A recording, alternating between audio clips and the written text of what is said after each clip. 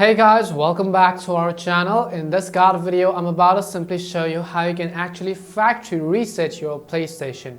So you make sure to watch this video till the end, but before we get started, if you are new to this channel, do make sure to leave a like, subscribe, and without any further ado, let us get started with today's video. So let's say that I want to actually perform a factory reset on my PS4 or my PlayStation. By default, you can see all of these games and so on. You have to understand that after you factory reset, everything is actually going to be erased, and all of the accounts which have added this PS4 as their primary device would also actually be resetted. So you want to be aware of that. Now after that, what you could do is you have to simply hit the upper arrow key on your controller in order to scroll through the menu bar right over here. Once you go to menu bar, what you have to do is slide all the way to the right hand side until you find this option called settings.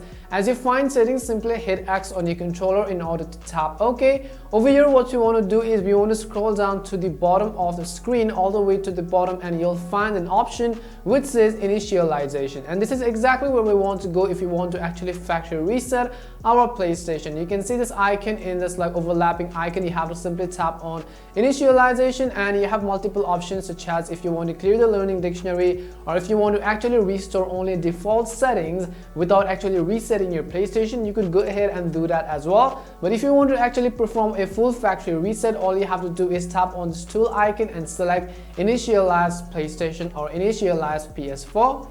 Once you do that, you have been basically given two options. The first one is the quick option which says quickly delete data from your system storage and initialize the PS4. This method might allow third parties to retrieve the data by using specialized tools. So if you don't think this is safe for you, you can switch to the full option which says completely delete data from your system storage and initialize the PlayStation. This method actually takes several hours, so make sure that your PS is actually connected properly, and after that I'm going to simply hit X over here, and it also says me that all users and data will actually be deleted. This PS4 will be deactivated for any users who have activated it as their primary PS4. All you have to do is tap on the Initialize button, and you can see basically it will say initializing. So this is how you can actually perform a factory reset of your PlayStation. We hope this video was really helpful, and if it did help you, make sure to leave a like and subscribe to the channel. If you have any more questions, queries, or doubts, simply make sure to leave them down below. Thank you very much for watching, and see you soon in our next video.